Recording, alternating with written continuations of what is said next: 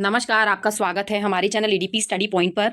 आज हम महिला सुपरवाइजर के दृष्टि से कुछ महत्वपूर्ण परीक्षा में आने वाले प्रश्नों को डिस्कस करने वाले हैं। तो आइए शुरू करते हैं। पहला प्रश्न है हमारा, इनमें से कौन सा पोषक तत्व अधिक ऊर्जा प्रदान करता है? 1 ग्राम कार्बोहाइड्रेट, 1 ग्राम वसा, 1 ग्राम प्रोटीन या 1 ग्राम विटामिन ए? सो आपका सही उत्तर है ऑप्शन बी, 1 ग्राम वसा। अगला प्रश्न है, आईसीडीएस योजना का घटक है पूरक पोषण, प्रतिरक्षीकरण, स्वास्थ्य जांच, ऊपर के सभी। सो आपका सही उत्तर है ऑप्शन डी, ऊपर के सभी।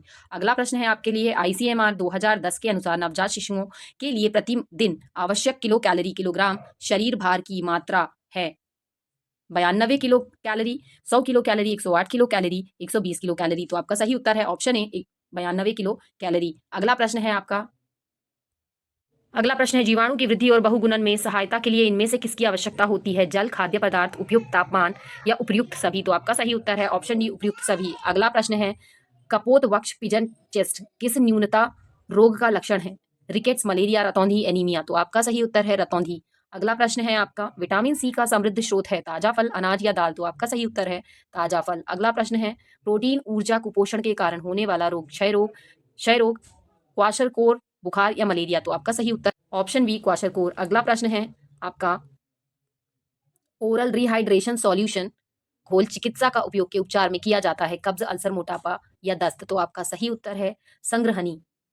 अगला प्रश्न है, डेंगू बुखार तेजी से फैलने की संभावना वाला एक विषाणु जन्य रोग है, यह द्वारा संचारित होता है? एडीज मच्छरों के द्वारा, प्लाज्मोडियम फेल्सीपेरम, एनोफिलीज कुलिसी फेसिस, एनोफ्लूविएटिलिस या पोलियो विषाणु शरीर में के माध्यम से प्रवेश करता है? तो आपका सही उत्तर है एडीज मच्छरों में। अगला प्रश्न है, पोलियो विषाणु शरीर में किसके माध्यम से प्रवेश करता है? मच्छर के काटने से, संक्रमित भोजन और जल से, खांसी या कुत्ते के काटने से? तो आपका सही उत्तर है ऑप्शन बी, संक्रमित भोजन और जल से। अगला प्रश्न है, इनमें से कौन सा गर्भावस्था की समस्या नहीं है? उबकाइयां, उल्टियां, दांत सड़ना, कब्ज, एडिमा? तो आपका सही उत्तर है ऑप्शन बी, दांत सड़ना। अगला प्रश्न है आपका, समेकित बाल विकास सेवाओं का आरंभ हुआ था आईसीडीएस 2 जुलाई 1975, 2 अगस्त 1975, 2 सितंबर 1975 या 2 अक्टूबर 1975? तो आपका सही उत्तर है ऑप्शन डी, 2 अक्टूबर 1975। अगला प्रश्न है आपका, ट्यूबरक्लोसिस एक संक्रामक रोग है जो से हो सकता है? सल्मोनेला जीवाणु, बेसिलस या ई कोलाई या फिर विषाणु? तो आपका सही उत्तर है माइकोबैक्टीरियम से, ऑप्शन बी, बेसिलस माइक्रोबैक्टीरियम। अगला प्रश्न है आपका, गर्भावस्था के दौरान माता और गर्भस्थ शिशु के बीच पोषण तत्वों, ऑक्सीजन और अवशिष्ट पदार्थों के विनिमय के लिए उत्तरदायी होता है?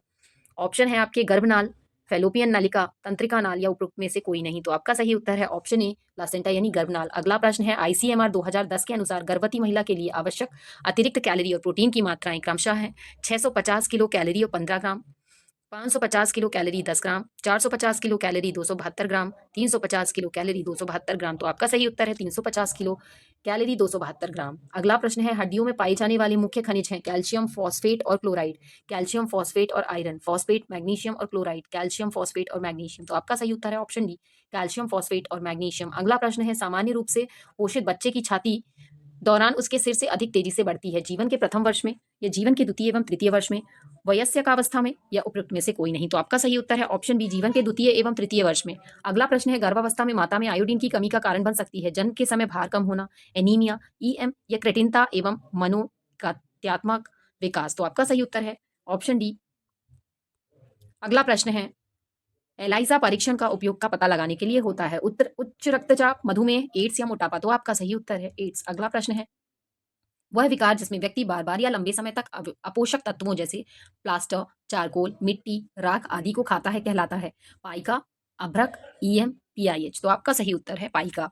अगला प्रश्न पूछा है, बेरी किस विटामिन से संबंधित न्यूनता का विकार है? थायमिन, नियासिन, राइबोफ्लेविन या पेंटोथेनिक एसिड? तो आपका सही उत्तर है ऑप्शन ए, थायमिन। अगला प्रश्न है, भारत में गर्भावस्था के दौरान सुझावित भार वृद्धि है 4 से 6 किलोग्राम, 5 से 6 किलोग्राम, 11 से 13 किलोग्राम या 15 से 25 किलोग्राम? तो आपका सही उत्तर है ऑप्शन सी, 11 से 13 किलोग्राम। अगला प्रश्न है, इनमें से किसकी रोकथाम एंटीबायोटिक्स द्वारा नहीं की जा सकती? खसरा, टेटनस, कुष्ठ रोग या हैजा? तो आपका सही उत्तर है ऑप्शन ए, खसरा। अगला प्रश्न है, इन्फ्लुएंजा अल्पावधि का एक तीक्ष्ण संक्रमण है जो कि संपर्क को सांस द्वारा अंदर लिए जाने के द्वारा एक व्यक्ति से दूसरे व्यक्ति में फैलता है? जीवाणु, विषाणु, कवक या शैवाल? तो आपका सही उत्तर है विषाणु। अगला प्रश्न है, निषेचन से लेकर आरंभिक भ्रूण के विकास से होते हुए गर्भाशय में रोपण की प्रक्रिया पूरी हो जाने तक लगने वाले समय से भ्रूणावस्था, जनिक अवस्था, गर्भज अवस्था या नवजात अवस्था? तो आपका सही उत्तर है जनिक अवस्था। अगला प्रश्न है आपका, इनमें से कौन सूखा रोग का एक लक्षण नहीं है? चंद्रमुख, पेशी क्षय, वृद्धि धीमी हो जाना, झुर्रीदार त्वचा। तो आपका सही उत्तर है चंद्रमुख। अगला प्रश्न है, इनमें से कौन सा जोड़ा गलत है? रेबीज कुत्ता, प्लेग चूहा, फीता कृमि, शूकर, पोलियो बंदर। तो आपका सही उत्तर है ऑप्शन डी, पोलियो बंदर। अगला प्रश्न है, स्तनपान करा रही महिलाओं में औसत दैनिक दुग्ध उत्पादन होता है 650 मिलीलीटर, 450 मिलीलीटर, 350 मिलीलीटर या 250 मिलीलीटर। तो आपका सही उत्तर है 650 मिलीलीटर। अगला प्रश्न है, आईसीडीएस योजना के लाभार्थी हैं 0 से 6 वर्ष की आयु के बच्चे, गर्भवती महिलाएं, स्तनपान करा रही महिलाएं या उपयुक्त सभी। तो आपका सही उत्तर है उपयुक्त सभी। और ऐसी वीडियो के लिए हमारे चैनल को लाइक करें, शेयर करें और सब्सक्राइब करें। देखने के लिए धन्यवाद।